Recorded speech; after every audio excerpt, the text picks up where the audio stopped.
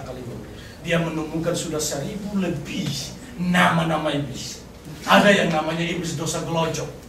Orang Manado tahu gelojo. Dia temukan itu di Australia. Orang itu makan dah habis-habis. Tapi badannya tidak terlalu besar. Nama-nama yang lain lah. Nanti cari buku itu baca sendiri. Saya malas untuk membahas itu. Ada eksistensinya.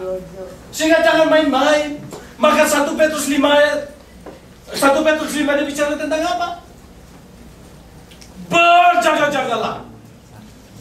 Karena lawan musuh iblis. Apa? Singa yang mengaum-ngaum. Singa yang mengaum-ngaum mencari mangsanya. Siapa itu mangsa? Saya. Manusia mangsa? Tidak. Orang yang percaya adalah mangsanya. Betul? Yang lain yang tidak percaya sudah bagian dia, sudah makan enak-enak. Ini saudara dan saya yang tatap saya ini kalian mangsanya. Yang baru bertobat, yang baru di sini nanti akan di sini. Saudara mangsa iblis. Tapi memang itu kenyataan. Semakin kita dekat pada Tuhan, semakin iblis dekat sama kita untuk mengenal kita. Maka jangan salah ketika firman Tuhan berbicara, ketika penyembahan engkau semangat, ketika firman Tuhan engkau mulai. Pendeta tidak bilang amin pun amin. Tidak disuruh hormat, dihormati. Tapi coba disuruh hormat, tak mau hormat. Betul tak? Ingat, ada yang bisik, ada mulai tiup-tiup. Kan ada cerita itu, betul? Cerita tentang bagaimana strategi iblis untuk menggagalkan orang percaya. Berkumpullah beberapa anggota kecil iblis, ada pemimpinnya. Kemudian mereka berkata, bagaimana caranya supaya kita menggagalkan orang percaya ini supaya tidak ikut dengar. Ada yang katakan begini, saya akan berdiri di pohon besar. Ketika mereka mau ke gereja, saya tumbangkan pohon itu biar mati semuanya. Kemudian mikir-mikir bosnya bilang begini, bagus juga. Tetapi bukankah orang Kristen itu tidak takut mati? Walaupun di Indonesia masih ada yang takut mati. Bukankah orang Kristen itu tidak takut mati? Bahkan cepat mati itulah doa mereka. Betul gak? Amin? Amin? Saya gagah mengajar ini. Karena ketika mereka mati, penderitaan selesai. Ketika mereka mati, kita tidak dapat menggoda mereka lagi. Karena mereka mati dalam iman mereka, kalau mereka datang ke gereja. Kecuali kalau mereka datang ke gereja dengan motivasi yang lain. Karena lihat di sini ada yang jatuh datang gitu kan, lihat ada yang baru, lihat mulai lirik-lirik. Berarti itu mati di luar Tuhan lah itu. Tapi kalau datang dan motivasi beribadah sungguh-sungguh, dia ketemu Tuhan menggoda siapa, betul kan? Dari mulai pikir-pikir, oke kalau begitu kita usahakan bangun satu tempat judi besar dekat gereja. Untuk di sini tidak ada, tahu?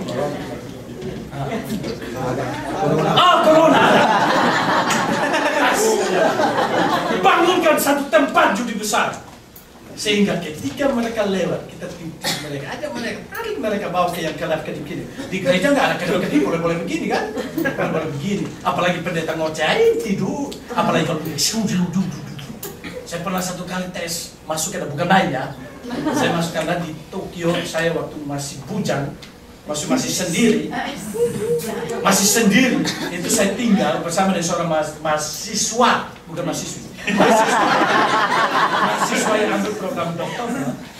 Di sebelah kami itu ada pachinko besar. Jam 5 pagi sudah antre uji sando basang. Saya juga pikir pergi, apa sih ada di dalam kok jam 5 pagi sudah antri. Saya dulu aktif sekali olahraga. Kenapa? Karena saya berpikir, kalau saya pulang dengan gendut begini, bagaimana dengan istri saya? Waktu itu masih kurus sekali. Dan kalau kami berdiri, angka 10 terjadi. Maka saya harus olahraga. Pagi-pagi, saya lihat ada sudah antri. Saya juga yang antri. Masuk ke dalamnya, kok berisik sekali. Saya lihat sana, saya lihat sini. Saya belum terlalu tahu apa itu pachinko. Namanya dari Udik sana. Yang bersaksi dari Udik itu sama kita Udik. berisik sana, berisik sini. Orang duduk kok goyang-goyang, putar-putar begini apa segala ini. Wah, saya bilang menikah. Mungkin sama dengan kasih kali ya. Yang saya dalam hal saya kasih ya.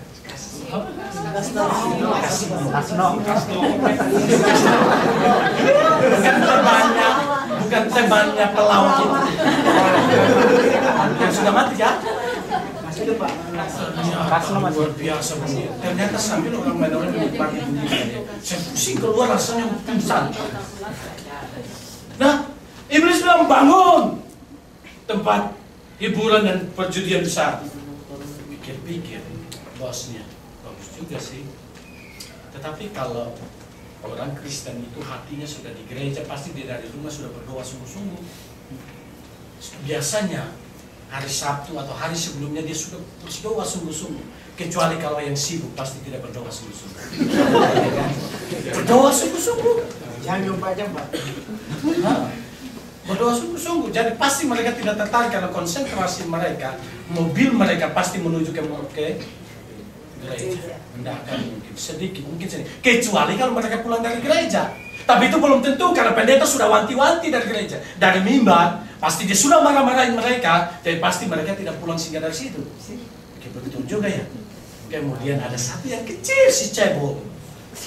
Si kecil ini, si setan kecil ini. Si tuyul embayul. Nah, dia bilang begini, saya punya usul, Bapak. Apa itu? Biarkan mereka datang ke gereja. Yang lain, apa kamu bilang apa? Biarkan ke gereja? Ya, biarkan ke gereja. Nanti setelah mereka duduk di gereja, kita utus beberapa orang pergi tiup-tiup mereka pada saat firman Tuhan. Nggak usah bikin kekerasan, tiup di telinga mereka seperti diputar itu bulu ayam di telinga. Ya kan? Asik tidur. Nah, ketika selesai firman Tuhan, kita boleh pergi selesai tugas kita. Karena apa? Firman Tuhan menguduskan mereka, membenarkan mereka, memberikan dasar bagi mereka bertumbuh. Kalau mereka nggak punya firman Tuhan, maka kita bisa goda mereka. Betul? Langsung bosnya turun dari takhta dan bilang, kau cebol, kau tuyul, tapi memang hebat juga. Soalnya kan kena. Saudaraku, nggak usah ingat orang itu jelek sekali. Saudara, kalau kita melihat kejadian ini, maka iblis tidak pernah diam. Ketika saudara giat dengan Tuhan, dia giat untuk menghancurkan hidup saudara. Peperangan yang paling besar adalah ketika saudara giat dengan Tuhan. Di situ ada peperangan yang besar. Maka dengan demikian Roma katakan, engkau berada dalam perlombaan iman. Betul? Ini hati-hati. Sehingga ketika engkau tidur, engkau dengar firman Tuhan udah mulai. Ingat, si cebol kecil. Bangkit, jangan. Saya harus dengar firman Tuhan. Amin. Iblis masih ada. Ketika kemudian ada yang menggoda-godamu, ingat, itu pekerjaan si tuyul itu. Engkau ada Tuhan, amin. Kebangkitan membawa kemenangan atas maut. Dan saudaraku, poin yang kedua, manfaat yang kedua daripada kebangkitan Kristus. Kita baca di dalam ayat yang ke-21 dan ayat yang sampai kepada ayat yang ke-23. Kita baca sama-sama. Sebab sama seperti maut datang karena satu orang